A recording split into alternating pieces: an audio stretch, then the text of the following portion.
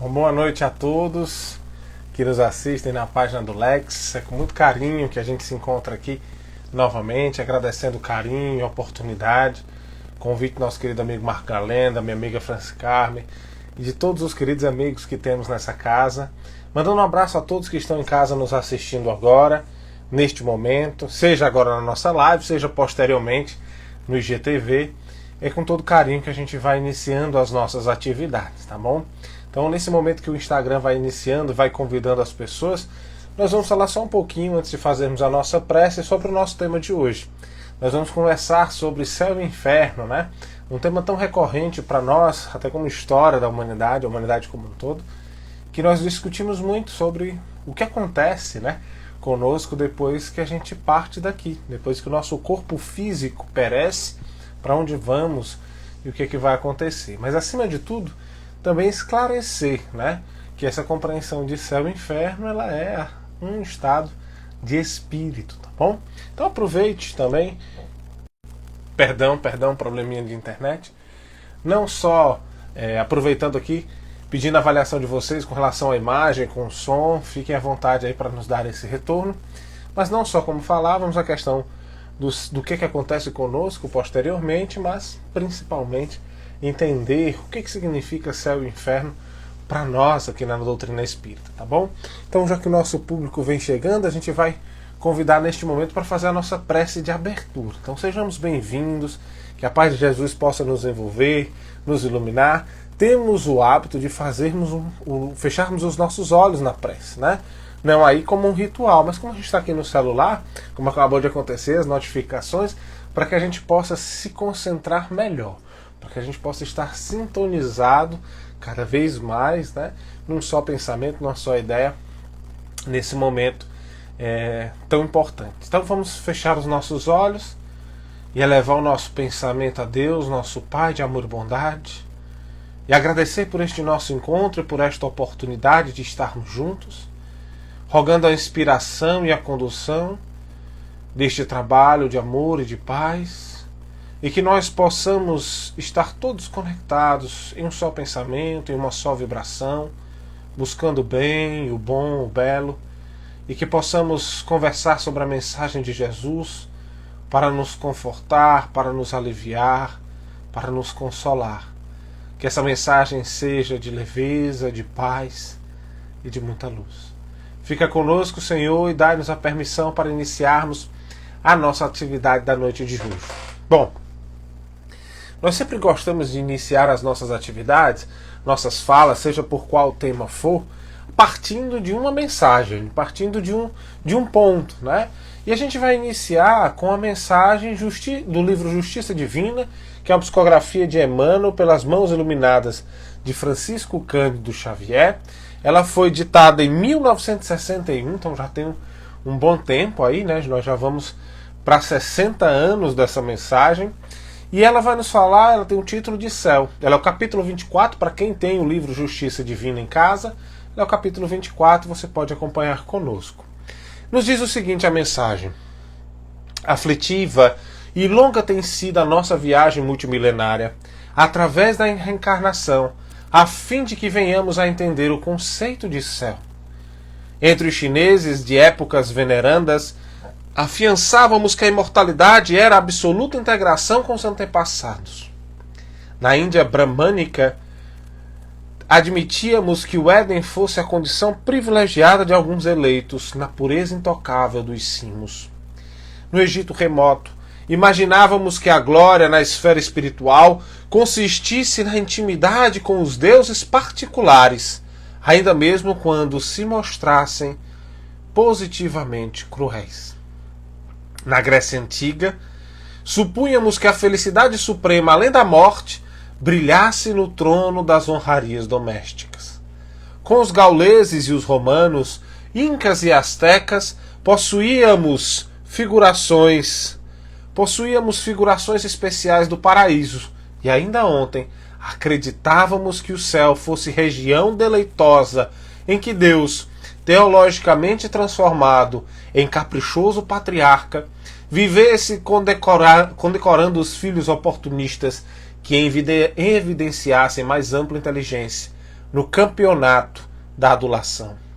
De existência a existência, entretanto, aprendemos hoje que a vida se espraia, triunfante em todos os domínios universais do sem-fim, que a matéria assume estados diversos de fluidez e condensação, que os mundos multiplicam infinitamente no plano cósmico, que cada espírito permanece em determinado momento evolutivo e que, por isso, o céu, em essência, é um estado de alma que varia conforme a visão interior de cada um.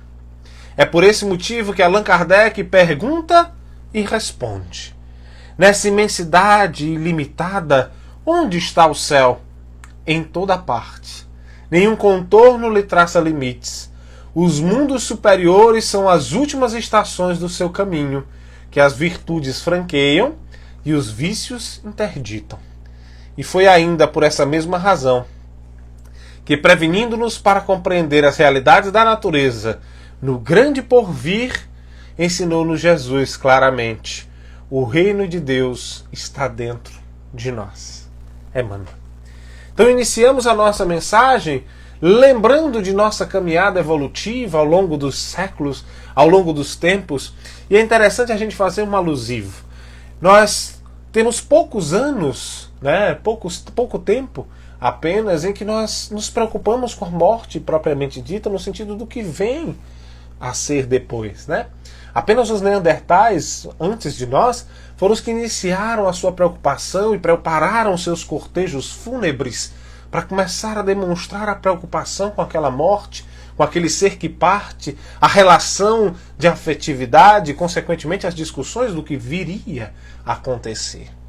Temos aí uma oportunidade para mostrar que, à medida em que nós vamos reencarnando nessas discussões aparentemente eminentemente filosóficas, nós precisamos trazer para o nosso dia a dia. Especialmente num período tão difícil quanto esse que nós enfrentamos no planeta, que é esse período pandêmico, onde muitos de nós despedimos-nos momentaneamente de nossos entes queridos, que partiram dessa pátria material e retornaram à pátria verdadeira, à pátria espiritual, por desígnios superiores. É importante a gente destacar que Kardec nos ensina, a partir de suas obras, da compilação dos ensinos dos Espíritos, ele coloca para que nós possamos refletir que o céu não venha a ser um espaço circunscrito. O céu não é um lugar físico para o qual nós teoricamente vamos nos destinar. Não que não existam lugares de alegrias, como nos coloca o Emmanuel. Os mundos felizes são aqueles mundos a que nos destinamos, mas no final de uma jornada. Acima de tudo, o céu é uma busca de uma jornada interior, de afinidade. Por isso que ele coloca no final o ensinamento de Jesus para todos nós. O reino de Deus está dentro de nós mesmos. Essa é uma volta importante, porque ao longo da história nós procuramos olhar para o espaço e pensar muito sobre esse espaço, ver as estrelas, vermos os planetas, nós começamos a divagar sobre o que viria a ser tudo aquilo. Nós começamos a pensar nos muitos céus que pudessem existir, e quantas são as religiões que pensam, desde as religiões indígenas que temos aqui, dos 7 céus, as quedas dos céus, as religiões nórdicas, quando nós observamos ali a história de Thor, Odin e os muitos reinos que eles tinham a oportunidade de visitar, nós transitamos pela humanidade numa busca de tentar entender aquilo que não conhecemos. É importante que muitas vezes a gente traga nomes, que a gente procure trazer, porque o nome traz a ideia de se apossar, A ideia de nós nos apossarmos daquilo, de trazer aquilo para a nossa realidade, de nos apropriarmos e a partir daí conceituarmos. Então é importante a gente dizer que o que a doutrina espírita vem nos colocar hoje é uma quebra de paradigmas. É um olhar diferente para o céu que nós estamos acostumados a ver. Não é o céu que nós imaginamos do ponto de vista das harpas a tocarem constantemente e da ociosidade a chegar, e nós vamos chegar nesse ponto. Mas é um céu interessante, porque é um céu construído com as nossas próprias mãos. É muito importante isso. E aí nós gostamos sempre de trazer poesia. Eu adoro poesia, especialmente o livro Parnaso de Além Túmulo. Quem tiver a oportunidade de conhecer esse livro vai encantar-se com as obras que ali estão, né, com os autores que o querido Chico teve a oportunidade de nos trazer. E hoje nós trazemos um poema de Cruz e Souza, intitulado Céu. E pedimos a permissão para fazermos aqui a leitura. Não vamos recitá-lo, mas vamos fazer a leitura. Há um céu para o espírito que luta no oceano dos prantos salvadores, céu repleto de vida e de fulgores, que coroa de luz a alma impoluta. A canção da vitória ali se escuta, a canção da vitória ali se escuta, da alma livre das penas e das dores, que faz da vida a rede de esplendores, da paz quase integral e absoluta. Considerai, ó pobres caminheiros, que na terra viveis como estrangeiros, de alma ofegante e coração aflito. Considerai, fitando a imensa altura, os deslumbrantes orbes da aventura, por entre os sóis suspensos no infinito. Então ele nos faz aqui um poema a nos dizer que essa imensidade de planetas, estrelas e galáxias nos lembra que há muitas moradas na casa do Pai.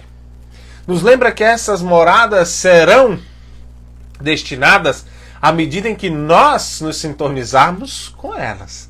Nós seremos destinados a essas moradas à medida em que nós tivermos a capacidade de lhes abrir a porta. É interessante nós pontuarmos que não adianta sonharmos olhando, apenas vislumbrando, se nós não construirmos ou trabalhamos. É importante dizer isso, né?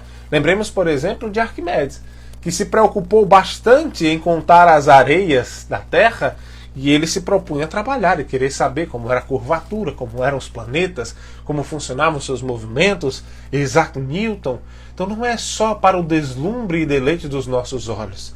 Ali nos fala muito sobre trabalho, empenho, né? Que nós podemos alçar voos maiores. É importante destacar que Kardec, ciente dessa compreensão da infinitude e de nossa busca ao longo do tempo sobre esse céu, inclusive narrado de maneira belíssima e poética pelos egípcios, quando nós temos a oportunidade de vislumbrar aquilo, os escritos que estão, hieroglifos, né, que estão nas paredes dos templos e das pirâmides, narram feitos maravilhosos, um céu maravilhoso, como os gregos que colocavam muitas vezes as moedas para a viagem, para entregar ao barqueiro. Nós precisamos pensar o que vem a ser esse céu. De que maneira nós podemos entender esse céu? E aqui nós trazemos o capítulo 3 do livro Céu e Inferno, né? A quinta obra do nosso querido Allan Kardec. E ele coloca o seguinte: em geral, a palavra céu designa o espaço indefinido que circunda a Terra, e mais particularmente a parte que está acima do nosso horizonte. E isso, inclusive, está narrado no livro de Gênesis, né? Vem do latim cellum, formado do grego koilos, côncavo, porque o céu parece uma imensa concavidade. Os antigos acreditavam na existência de muitos céus superpostos de matéria sólida e transparente, formando esferas concêntricas e tendo a Terra por centro. Aqui vale um primeiro ponto. Ao longo dessa nossa jornada de aprendizado, ao longo dessa busca nossa sobre o céu e as muitas moradas, nós sempre partimos da Terra como centro de tudo isso.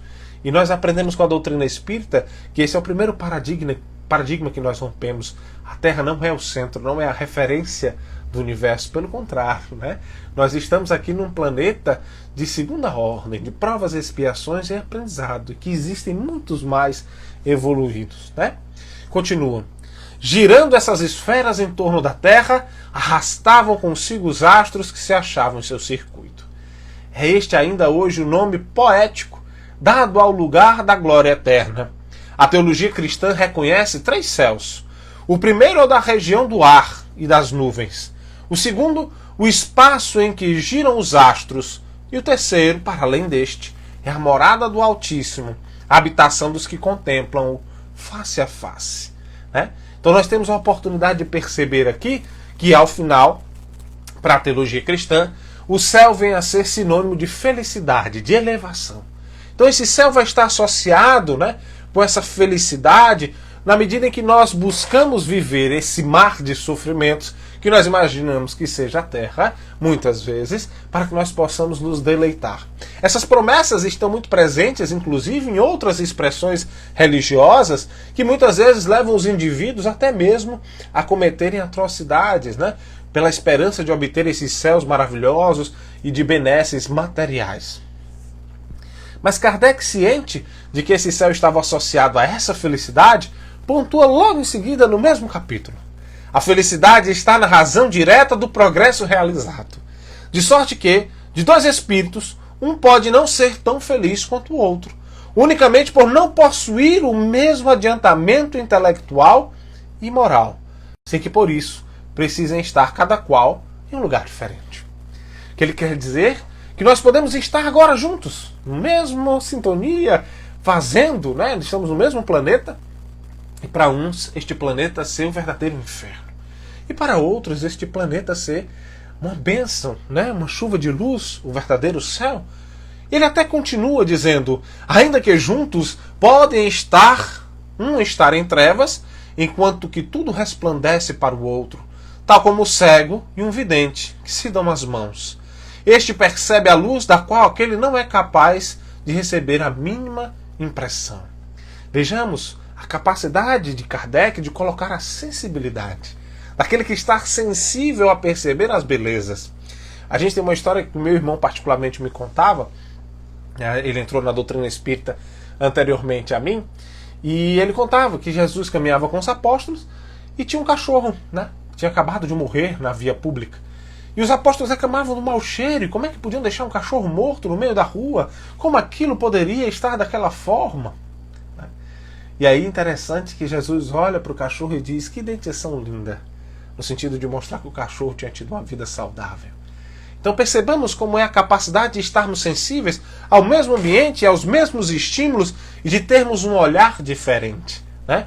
Aquele olhar otimista. E que muitas vezes a gente se camufla nesse olhar realista para mascarar um pessimismo, essa falta de sensibilidade. Aí ele continua: sendo a felicidade dos espíritos inerente às suas qualidades, aurem-na eles em toda a parte em que se encontram, seja na superfície da terra, no meio dos encarnados ou no espaço. Aquele que é capaz de ter qualidades para aurir e sentir a felicidade, ele pode estar em qualquer lugar. Lembro-me, inclusive, de uma analogia feita por uma companheira quando se fala da prece, que é a capacidade de nós nos conectarmos com o Criador. Muitas vezes a gente bota empecilhos muito grandes, né, para que nós possamos fazer a nossa prece. Lembrando que Jesus nos ensina, no capítulo 6 de Mateus, que nós precisamos nos fechar no nosso quarto íntimo, e nós mesmos fecharmos para nos concentrar. Então a gente pode estar no meio da torcida do Flamengo, gritando, e a gente pode fazer a prece. A gente pode estar no meio de uma situação dolorosa e sofrida e fazermos daquilo um céu. Inclusive há um filme que trata muito sobre essa oportunidade de transmitir aos outros essa diferença, essa alegria, principalmente a esperança.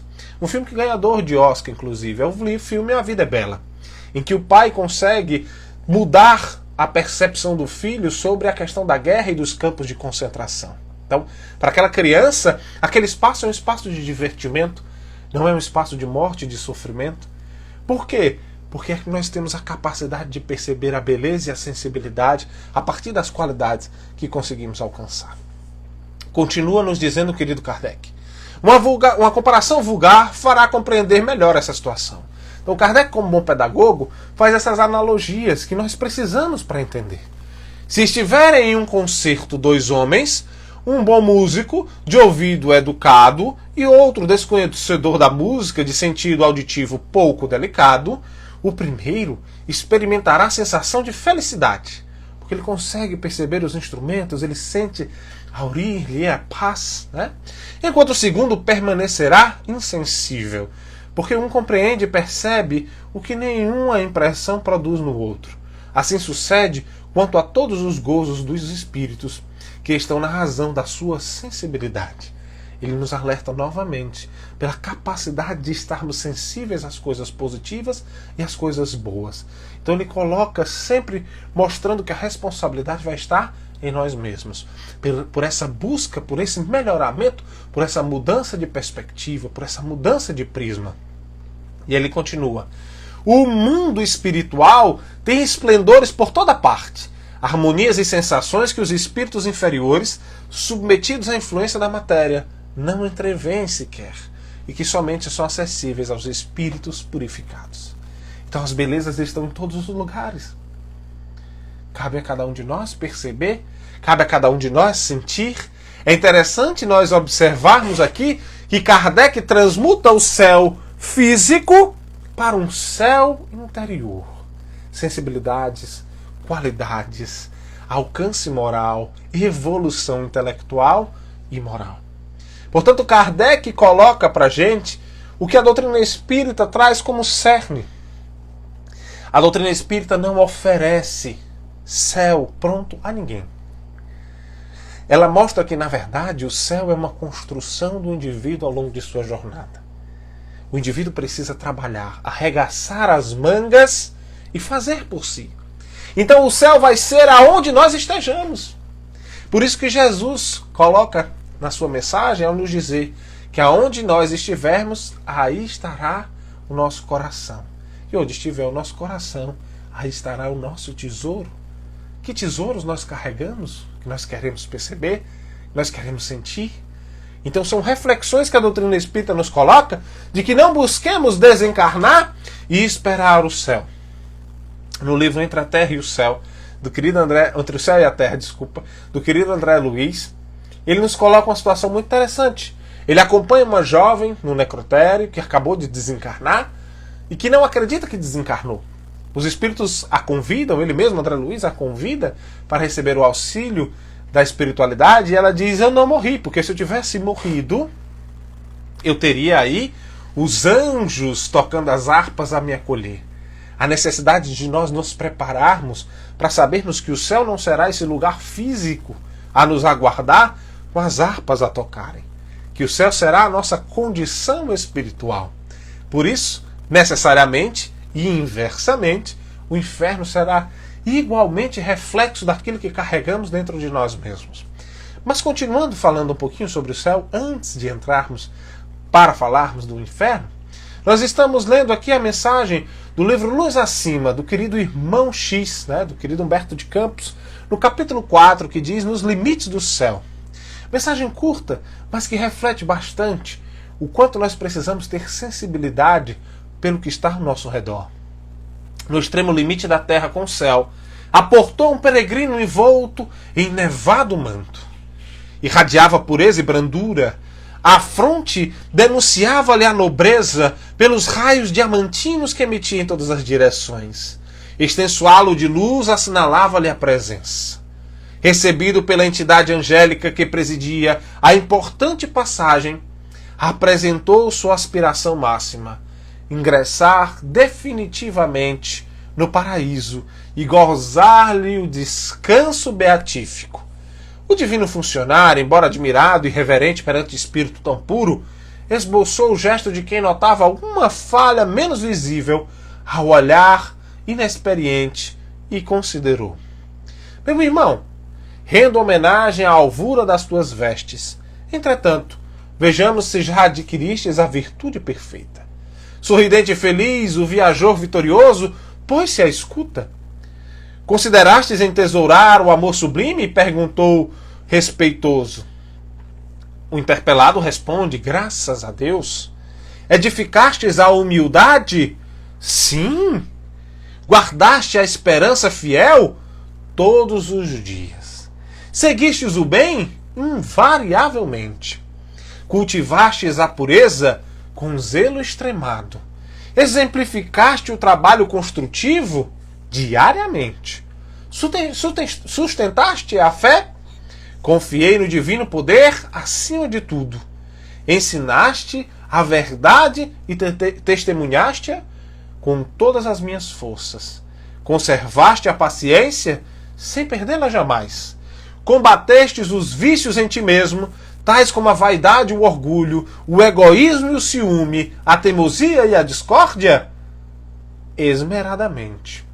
Guerreaste os males que assolam a vida, como sejam o ódio e a perversidade, a insensatez e a ignorância, a brutalidade e a estupidez? Sempre. O anjo interrompeu-se.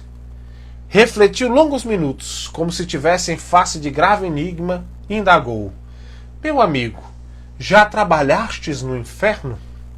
Ah, isto não, respondeu o peregrino escandalizado. Como haveria de ser? O fiscal da celeste alfândega sorriu a seu turno e observou: falta-te semelhante realização para subir mais alto. Oh, que contrassenso! Aventurou o interessado. Como servir entre gênios satânicos, de olhos conturbados pela permanente malícia, de ouvidos atormentados pela gritaria, de mãos atadas pelos impedimentos do mal soberano, de pés cambaleantes sobre o terreno inseguro, com todas as potências da minha alma perturbadas pelas tentações? Sim, meu amigo, acentuou o preposto divino, o bem é para salvar o mal. O amor foi criado para que amemos. A sabedoria se destina, em primeiro lugar, ao ignorante. A maior missão da virtude é eliminar o vício e amparar o viciado. Por isto mesmo, o céu não perde o inferno de vista. E perante o assombro do ouvinte rematou: torna a terra, desce ao inferno que o homem criou e serve ao Senhor Supremo, voltando depois. O homem criou o inferno. Então, cogitaremos da travessia. Lembra-te de que o Sol, situado cerca de 150 milhões de quilômetros além do teu mundo, lança raios luminosos e salvadores ao mais profundo abismo planetário.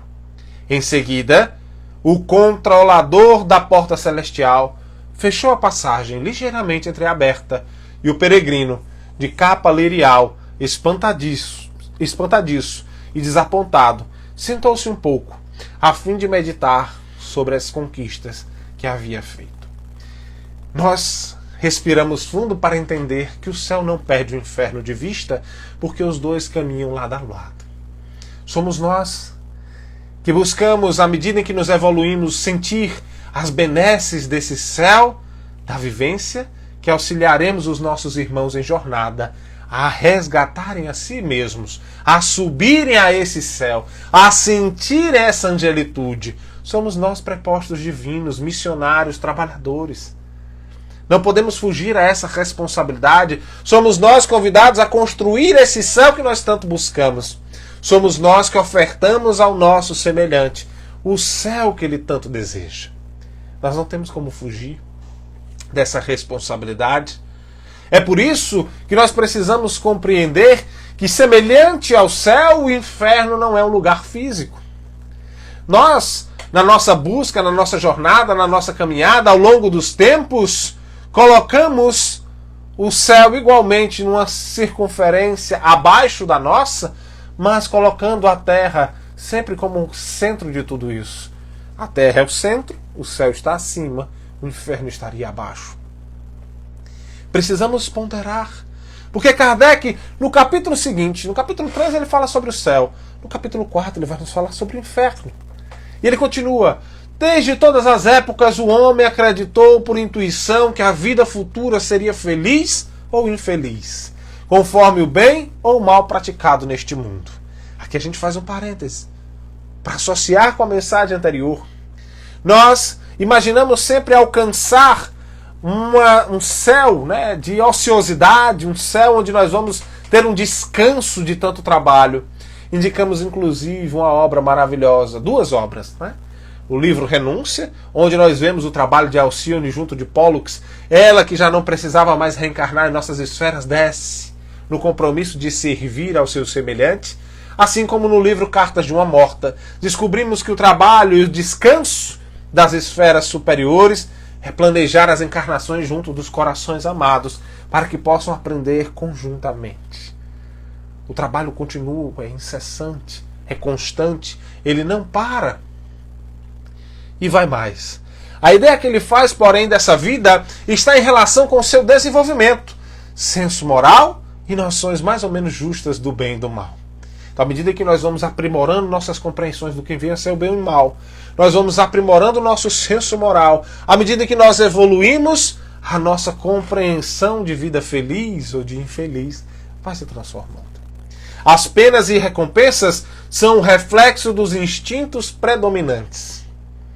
Não podemos compreender senão o que vê. O homem primitivo naturalmente mudou o seu futuro pelo seu presente. Para compreender outros tipos, além dos que tinha à vista, ser-lhe-ia preciso um desenvolvimento intelectual que só o tempo deveria complementar. Também, o quadro por ele ideado sobre as penas futuras não é senão reflexo dos males da humanidade, em mais vasta proporção, reunindo-lhes todas as torturas, suplícios e aflições que achou na terra. Nós colocamos toda a maldade da humanidade, nós colocamos tudo que nós somos capazes de produzir ainda, diante da ignorância e da ausência do amor, e nós colocamos isso como um inferno. Acabamos reproduzindo apenas aquilo que fazemos. É reflexo de nossas condutas, é reflexo de nossa jornada, é reflexo de nossa caminhada. O inferno nada mais é do que reflexo da humanidade. Céu e inferno são faces de uma mesma moeda. Somos nós. Em estágios diferentes de existência, retratamos essas imagens como reflexos de nós mesmos, de uma humanidade ainda em processo evolutivo. E que à medida em que vai melhorando, esse céu vai ampliando a sua compreensão e esse inferno vai diminuindo, porque as dores e os tormentos também vão diminuindo. À medida em que avançamos, observemos, no Evangelho segundo o Espiritismo, quando ele discorre sobre o duelo já não é mais parte hoje de nossa sociedade, mas fez parte no passado, e que no futuro distante serão histórias de um tempo em que a humanidade ainda cometia algumas atrocidades. Reflexo desse processo de aprendizado e de desenvolvimento. Importante destacar que esta experiência de estarmos no céu e no inferno vai nos mostrar, acima de tudo, aquilo que trazemos em nossas bagagens. Vai nos mostrar, acima de tudo, aquilo que somos. Como enxergamos o mundo e o nosso semelhante. Como ofertamos o que aprendemos. Jesus já nos dizia, não é o que entra na boca do homem que o torna impuro, mas o que sai dela. E a boca fala do que está cheio o coração. Será se as nossas ações são doces, nossas palavras são gentis? Será que nós somos reflexos do céu que nós gostaríamos de vivenciar, de experimentar?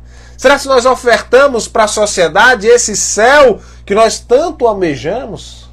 Será que nós somos capazes de mostrar ao nosso semelhante tudo de bom que nós gostaríamos de receber? Por isso que Jesus nos diz, faça aos outros o que gostaria que nos fosse feito. Isso é reflexo do céu. Por que nós dizemos isso? Porque lá, que indicamos inclusive, para quem tem interesse, nós vamos citar essa obra futuramente, 2 obras dele, de André Luiz, mas quem tiver interesse, lá no livro Nosso Lar, nós aprendemos uma lição muito importante sobre essa compreensão do céu. Na jornada da própria colônia espiritual, os espíritos enfrentavam dificuldades, porque muitos deles não desapegavam das suas experiências terrenas. Não desapegavam das suas experiências terrenas no sentido de não deixar as emoções, não deixar de lado a existência e dar um passo a mais. Permaneciam como que estagnados. Aí é interessante que o Lísias conta ao André Luiz que a paz que o André Luiz tanto sente, e sente como se nosso lar fosse aquele céu prometido do ponto de vista teológico, ele fala que na verdade é um compromisso coletivo, em que todo mundo se comprometeu em realizar uma mudança social, mental. E é importante isso. Nós muitas vezes discutimos sobre o nosso mundo, especialmente nossa pátria, as nossas cidades, e nós vamos às redes sociais, às vezes, manifestar indignações, chateações e etc. Mas o que nós estamos fazendo para mudar essa sociedade? E para mudar não é só com dinheiro. Não é mudar só no sentido do dinheiro, de transformar, de fazê-la mais evoluída materialmente. Transformar a nossa sociedade é no sentido das ações que gotinha nós estamos fazendo todos os dias para melhorar, as nossas relações com o nosso semelhante. O que nós estamos fazendo para que as pessoas que estejam ao nosso redor possam sentir esse céu? Possam sentir-se melhor? O que estamos fazendo diante da situação que aqui nós experimentamos para que o mundo perceba-se como, faça-se ser percebido como um lugar acolhedor, fraterno, humano?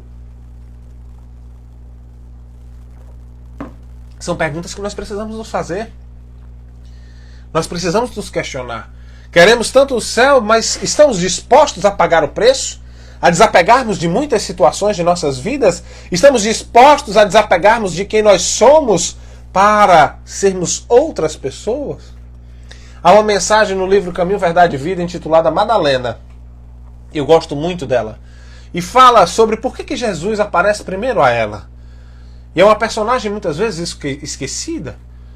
E lá no final o Emmanuel nos coloca dizendo: de todos aqueles que seguiam Jesus, ela foi que por amor a ele mais se violentou, mais mudou de si mesmo por esse amor.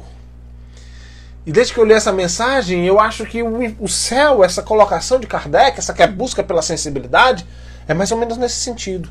Quantos de nós conseguimos já desapegar de quem nós éramos, ou de quem ainda somos, em busca desse amor? Muitas vezes se pergunta, inclusive os apóstolos se perguntaram, por que Jesus foi aparecer a Paulo às portas de Damasco? É porque Estevão, lá anteriormente no livro Paulo e Estevão, vai nos dizer: se ele tinha aquela energia com Moisés, imagine quando ele conhecesse a Jesus. Ele modificou a sua jornada, modificou esse entendimento. O aprendizado desse céu, esse trabalho do céu, não é só quando nós estamos nos templos. Por isso nós precisamos refletir muito sobre esse momento. Não é o espaço físico que faz a gente estar no céu. Não é o espaço físico que faz a gente estar bem. E Paulo escreveu isso aos Coríntios. Deus não habita templos construídos por mãos humanas. Deus está em todos nós, o céu está dentro de nós. Jesus já nos disse. E precisamos refletir sobre isso. Porque para onde formos, nós temos a capacidade de levar essa luz, de sermos luz. Será se nós queremos ser luz? Será se nós queremos estar livres? São perguntas.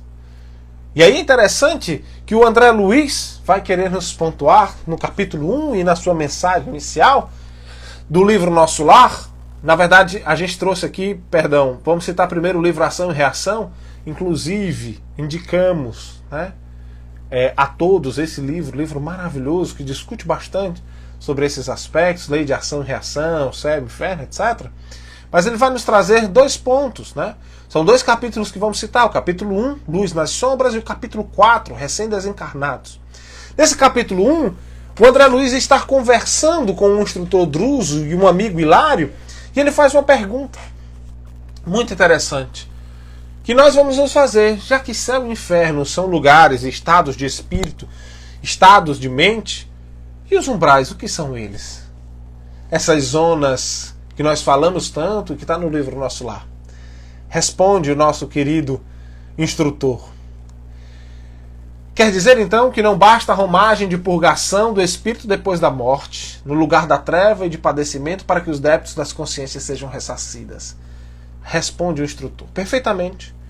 O desespero vale por demência a que as almas se atiram nas explosões de incontinência e revolta. Não serve como pagamento nos tribunais divinos, ou seja, não adianta gritar, espernear e desesperar-se. Não é razoável que o devedor solucione com gritos e impropérios os compromissos que traiu, mobilizando a própria vontade. Ou seja, ao longo de nossas existências, nós contraímos débitos, erros. Não adianta chegar do lado de lá, ficar gritando, que nós não vamos solucioná-los. Aliás, dos demandos de ordem mental a que nos entregamos, desprevenidos, emergimos sempre mais infelizes por mais endividados. À medida que nós nos endividamos, mais infelizes nós nos encontramos, mais próximo de experimentarmos esse inferno. Cessada a febre de loucura e rebelião, o espírito culpado retorna ao remorso e à penitência. Acalma-se, como a terra que torna a serenidade e a paciência depois de insultada pelo terremoto, não obstante amarfanhada e ferida. Então, como o solo que regressa ao serviço da plantação proveitosa, submete-se de novo à sementeira renovadora dos seus destinos.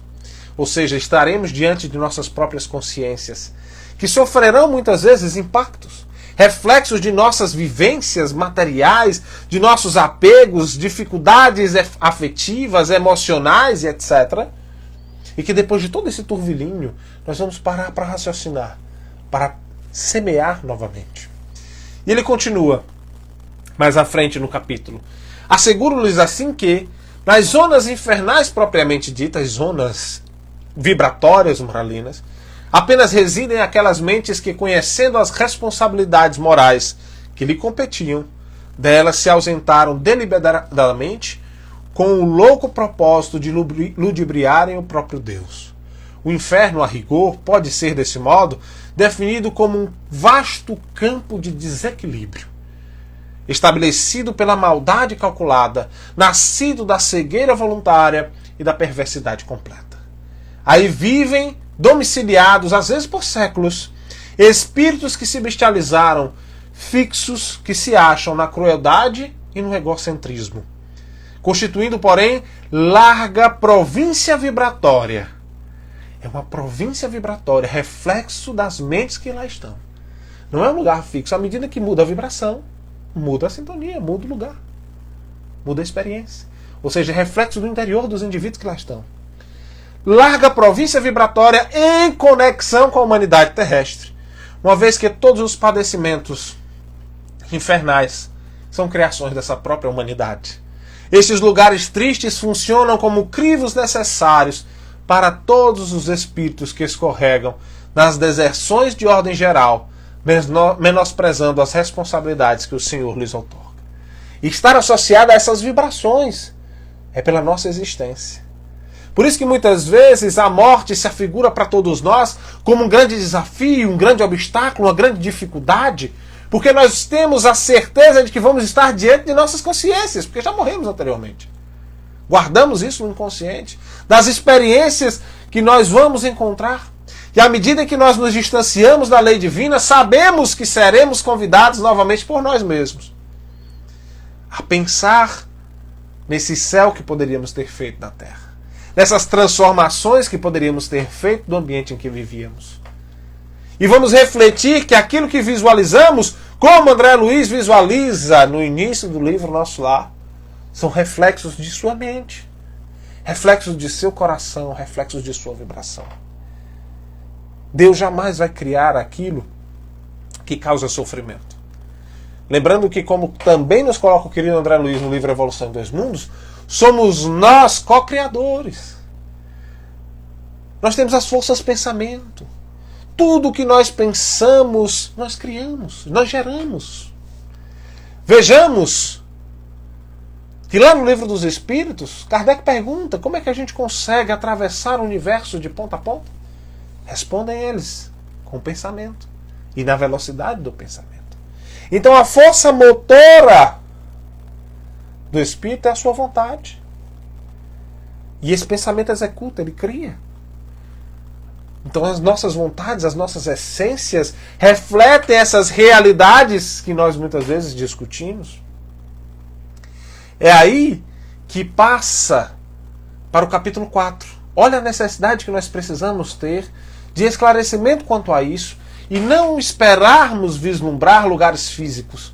Porque olha quanto sofrimento é gerado quando nós criamos, quando nós pensamos, e como nos diz aqui a palavra que ele vai colocar, enraizamos em nossas mentes, em nossos psiquismos, essas ideias de sofrimento e figuras, etc. No capítulo 4 do livro Ação e Reação, o título do capítulo é Recém-Desencarnados, está o instrutor Silas, não é mais o Druso, é o Silas, junto a André Luiz e a Hilário, estão os dois aprendendo. Como que a se lhe enraizar no cérebro, via escapar-lhe do corpo íntimo a figura animalesca de um homem agigantado, de longa cauda, com a fisionomia de um caprino degenerado, exibindo pés em forma de garras e ostentando-lhe 2 chifres. Isso é a mente da pessoa. Os benfeitores espirituais estão olhando o recém-desencarnado. O que ele está pensando? Ele estava em zonas vibratórias de sofrimento. Ele só conseguia ver isso. Semelhante ao avô do André Luiz, perdão, que está no livro Libertação, que está agarrado com a lama e ele só vê ouro. Está agarrado com a lama e só vê ouro. Semelhante a esses irmãos que estão recém-desencarnados, estavam em zonas vibratórias um pouco mais inferiores, e eles só conseguem ver, porque é reflexo da mente, essas figuras. Sentado numa cadeira tosca, qual se vivesse em perfeita simbiose com a infortunada criatura. Ou seja, ele criou uma criatura mental que o obsidiava, em muita humanização. Diante da minha pergunta silenciosa, do susto, do sobressalto, o assistente informou. É um clichê mental, criado e nutrido por ela mesma. As ideias macabras da magia aviltante, quais sejam os da bruxaria e do demonismo que as igrejas denominadas cristãs propagam a pretexto de combatê-las, mantendo crendices e superstições ao preço de conjurações e exorcismos, geram imagens como estas, a se difundirem nos cérebros fracos e desprevenidos, estabelecendo epidemias de pavor alucinatório. Essas imagens, essas condutas de gerar o medo, elas geram epidemias de pavor alucinatório. Epidemias de alucinações. As inteligências desencarnadas entregues à perversão valem-se desses quadros mal contornados que a literatura feticista ou a pregação invigilante distribui na Terra. Ou seja, até o serviço de esclarecimento é extremamente importante para que os espíritos não possam gerar essas imagens dentro de si. E ele continua. A mancheias imprime-lhes temporária vitalidade, assim como um artista do lápis se aproveita dos desenhos de uma criança, tornando-os por base desenhos seguros com que possa impressionar o ânimo infantil. É tão característico isso que eles conseguem identificar o livro. Isso mesmo, é um demônio X, segundo as anotações de Jean Weyer, que imprevidentes autoridades da igreja permitiram se espalhasse nos círculos católicos. Conhecemos o livro a que se refere. Tem criado empecilhos tremendos a milhares de criaturas que inadvertidamente acolhem tais símbolos de Satanás, oferecendo-se a espíritos bestializados, etc. Ele continua a esclarecer. O quanto nós nos apegamos a essas imagens que criamos, que não são reais, e sofremos. Sofremos porque ao desencarnar com as nossas consciências, muitas vezes debilitadas diante de tantos erros, seremos vítimas de nós mesmos, dessas criações, ou seja, isso não existe. Impedindo e dificultando, inclusive, o amparo e socorro dos benfeitores espirituais. Aí trazemos aqui agora o livro Nosso Lar, com a mensagem de André Luiz, que diz: ó caminho das almas, misteriosos caminhos do coração, é mister percorrer-vos, antes de tentar a suprema equação da vida eterna. Ou seja, é importante viver. Nós precisamos viver para aprender, para nos aperfeiçoar. E ele continua: é indispensável viver o vosso drama, conhecer-vos detalhe a detalhe do longo processo do aperfeiçoamento espiritual. O objetivo de nós estarmos aqui é a nossa evolução espiritual, que nos levará a esse céu que nós tanto buscamos. Mas não nos esquecendo de que esse céu, essa felicidade só será felicidade se ela for compartilhada. Se nós conseguirmos de fato estar junto das pessoas a consolá-las, a confortá-las, a transformar as suas realidades. Nós não podemos ter pensamento egoísta, não existe experiência com o céu, com o egoísmo. Não existe querer para si somente. Ele continua: seria extremamente infantil a crença de que simplesmente o baixar do pano, ou seja, morrer, resolvesse transcendentes questões definidas. Só por morrer, a gente já resolvesse, se a gente fosse para o céu, a gente fosse para o inferno. Só isso resolve. Não é. Uma existência é apenas um ato de uma peça, que é a nossa vida. Um corpo é apenas uma das vestes. Um século é um dia. Um serviço, uma experiência. Um triunfo, uma aquisição. Uma morte, um sopro renovador. Que consolador saber que nós teremos mais e mais jornadas a aprender, mais e mais jornadas a nos aperfeiçoarmos, mais e mais jornadas trabalhando, mais e mais jornadas buscando o bem, nos transformando, nos elevando, construindo esse céu que nós tanto buscamos, que nós trazemos no nosso inconsciente, nessa nossa realidade. Nós estamos num processo de transição planetária em que muitos de nós aguardamos, né? Nós aguardamos que essa transição seja como um passe de mágica. Mas ela aguarda de nós, igualmente, esse processo de transformação. Ela aguarda de nós esse processo de transformação. Né?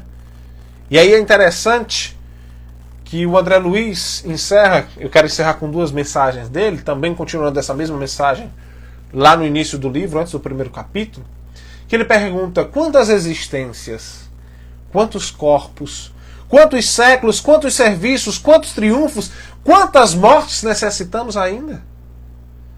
E o letrado em filosofia religiosa fala de deliberações finais e posições definitivas. Não existe céu e inferno. Nós temos vários corpos, várias existências, várias idas e vindas para aprendermos. Por toda parte, os cultos em doutrina e os analfabetos do espírito. É preciso muito esforço do homem para ingressar na academia do Evangelho do Cristo. Então precisa de muito esforço nosso para que nós possamos nos transformar e alcançarmos acesso à academia do Evangelho de Jesus. Então nós precisamos buscar trabalhar hoje. Esse céu que nós tanto buscamos, almejamos, idealizamos, precisamos construir hoje. Aquele inferno, ele não existe. Transformar a nossa jornada, ao invés de reclamarmos, e é interessante que é um dos principais pontos, que lá no capítulo 6, o ministro Clarencio vai dizer a André Luiz, que ele chega em nosso lar só se reclamando. Ele reclama de tudo. De tudo, de tudo, de tudo, de tudo. E aí o Clarencio pergunta: você quer a cura espiritual? E o André Luiz: claro, eu quero a cura espiritual. E ele responde: a primeira coisa é parar de falar de si mesmo. Ou seja, o instinto egoísta da sua dor, da sua mágoa, do seu sofrimento. Como eu sofro, como eu... E eu, sempre eu. Né? E esse prisma visual acaba transmitindo. Né? A gente começa a perceber o mundo apenas pela nossa perspectiva.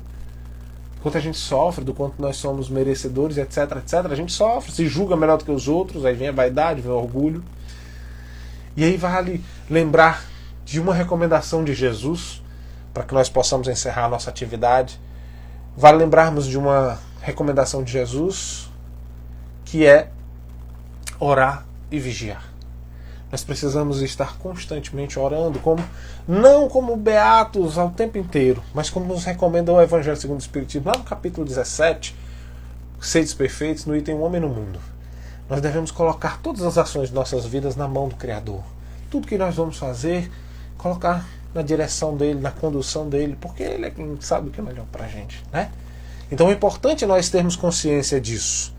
E aí é interessante que o André Luiz nos dá uma lição muito importante sobre esse processo. Porque à medida que nós buscamos nessa relação da oração, né, dessa relação com o Criador, consequentemente nós passamos a nos vigiar mais. Né? É importante a gente se vigiar, saber o que precisa ser melhorado, o que precisa ser trabalhado. E aí o André Luiz, no capítulo 2, titulado Clarencio, né, o capítulo 2, ele diz o seguinte: é preciso haver sofrido muito para entender todas as misteriosas belezas da oração. É necessário haver conhecido o remorso, a humilhação, a extrema desventura, para tomar com eficácia o sublime elixir da esperança. Então ele encerra dizendo para a gente o seguinte, que muitas vezes é preciso que se faça um inferno na vida para que a gente possa lembrar do céu e se conectar e buscar alcançar esse céu e alcançar o nosso Criador.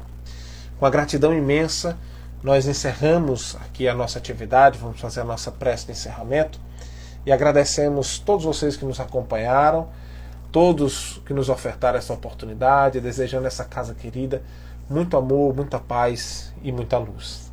Então vamos fazer a nossa prece de encerramento, vamos fechar os nossos olhos, não como ritual, como a gente sempre costuma lembrar, mas como forma de nós nos concentrarmos. Um abraço querido no coração de cada um de vocês. Então elevando o nosso pensamento a Deus, nosso Pai de amor e bondade,